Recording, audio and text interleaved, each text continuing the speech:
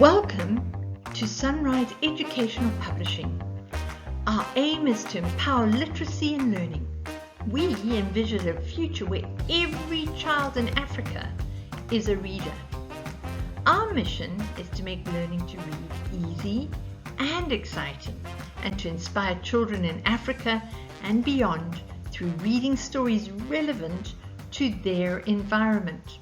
You can learn more by clicking on our link sunriseliteracy.com.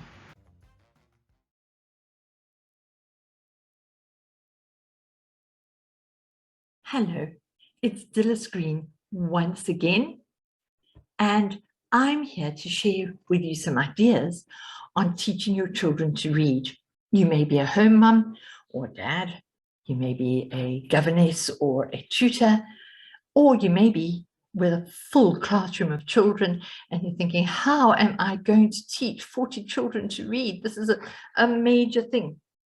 So these short videos are like teaching manuals for you. So let's look at what we got here. Today we're going to concentrate on how to begin to teach reading. And I have our first 3 books from our Sunrise Literacy course. Remember, these books are made especially for children to love to learn. They've been revamped so that they're very contemporary. In fact, they should be very relevant, and we want children around the whole world to be able to relate to the children in this book, although most of the stories in the beginning are set in an African setting. So here we have the first 3 books. Do you notice they all have a little purple corner? Now those say starter because this is the starter level. Remember, with many reading schemes, they go up in levels. So if you go to the library and you want to find books that relate to this, or if you're downloading something on a child's Kindle, you look for starter level and they'll be much the same because we cover the 100 words that help a child read initially in these books. So let's just look. Can you see the 4 children there? 4 children there?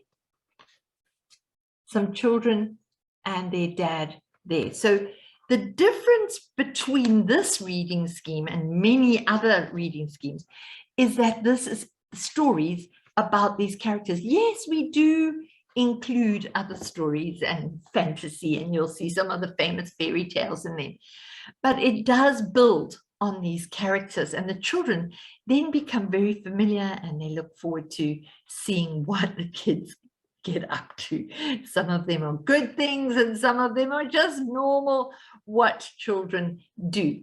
So before we start, as an educator, you need to be ready, you need to know what you're doing, and I'm sure that's why you're watching this little clip today. We're going to start with the first book, Friends. We're assuming you've done all your pre-reading and emergent reading. I have discussed that in a previous video. Now, what does this book look like? On the back of the front cover, you can see all of the vocabulary, the new words the children will need to know so they can read the words. There's a little bit of teacher's aid here that will give you some ideas if it's your first time. A lot of us have gone to teachers' college, we've done a training course, but when it comes down to the real thing and there's children are arriving in the very near future, we need to be very prepared. So get to know the book, read it through, have a look at it, enjoy the pictures for yourself, and then it's time to introduce it. Before you start, get all of your flashcards ready, okay? Make sure you've got all the words written out on flashcards. Now, I've just used a very thin cardboard. In Mozambique, we call it catalina. It's very fine. In Zim, they call it manila, where you are. I'm not sure what you call it. I do have some on paper. It's possible. We use them a lot. And so for you as a teacher to be trying to get the flashcards moving quickly, it's quite difficult. It's quite difficult with paper. I understand some of you are under-resourced and you're finding resources for yourself, and that's fine. You can use a cereal box, you can use anything clean, you can use paper. This paper is actually recycled paper. It had something printed on it, and I just needed the other side. We waste a lot of paper, so please be free to do that. Notice though that the writing does go through. I use just an ordinary black marker pen. I prefer a bullet point because you get a nice point when you're writing. And before I start, I use a ruler, a pencil. You can see I cut this card, right? It's an A4. I folded it in 4, trimmed the edges, and that's what I end up. Remember, the younger the children, the bigger the teaching aid. That is a rule of thumb. The younger the children, the bigger the teaching aid. So if you have a tiny, weeny piece of card like that, the children in the classroom won't be able to see it. Even for you teaching at home, you maybe won't want one so big. Maybe you can do them half size, but big is good. Okay, so I have ruled 2 lines down the middle. I'm lucky enough to have one of these rulers. If I just place it in the middle, it's roughly thirds, okay? These are my guidelines. That helps me to get my writing straight, okay? Let me just look for a word here. Do you see? Then I've got a bottom line that all my writing straight, and I've got a top line for all my smaller letters to be even. Very, very, very important for us to be looking at how the book prints, because there's a million trillion different fonts, as you will know. So have a look. Do you see? It's very basic print. There's no flicks, there's no curls, there's none of the precursive stuff. Also, you wouldn't do that. That is nothing like what they're going to see in the book. That is nothing like what they're going to see in the book. You must use a capital where there's a capital. You must use lowercase where there's lowercase. The other problem we've had, and I did it myself when I was preparing, is maybe I've done them lowercase, but can you see I've done little flickies on them? Because that's my natural way of writing. Then I looked in the book and realized, this is different. The children are, these are sight words. So they've got to see what they see in the book. So prepare your flashcards. After you have written the word, just erase the pencil marks. Because if you erase the pencil marks, they won't disturb the children to the same extent. Remember, some children are very detail orientated. They will even notice the little dots that shouldn't be there, or an insect that got squashed while you're doing work at night. So get rid of all of these distractions to give every child every benefit of the doubt. Now I am prepared and I can go into school. I do this on the very first day of school, because why have they come to school? They've come to school to learn to read, and they'll go home and say, Mommy, I didn't learn to read. So let's try and make their dreams come true, and let's make them have a passion for books. So I gather all the children around at my feet, because then it's closer and more intimate, and children respond to that. And I have better eye contact. It's always important to have eye contact with the children. And then I bring out my book. I said, how many of you want to learn to read? And some child will go, I already know how to read.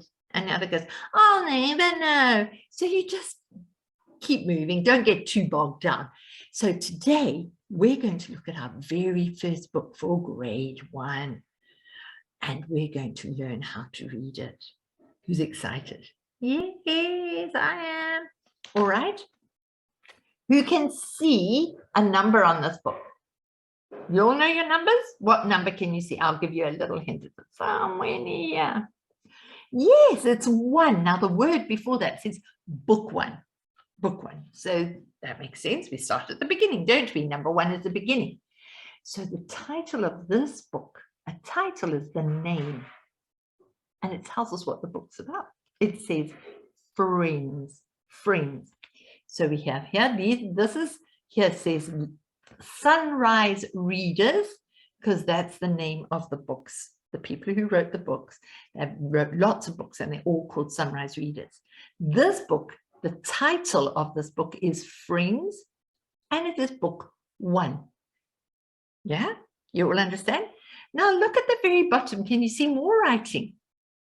Yes. Now those people who wrote this book, that's their name.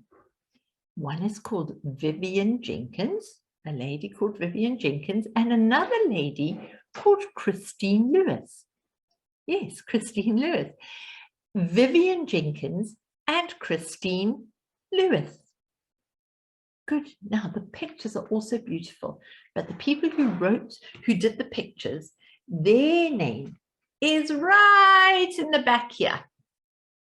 Okay, and their names, it was 2 people called Chantal and Bergen Thorne. They had a little bit of help from Natalie and Tasman Henriksen. Okay, so that is the book we're going to read. It's got some things on the back.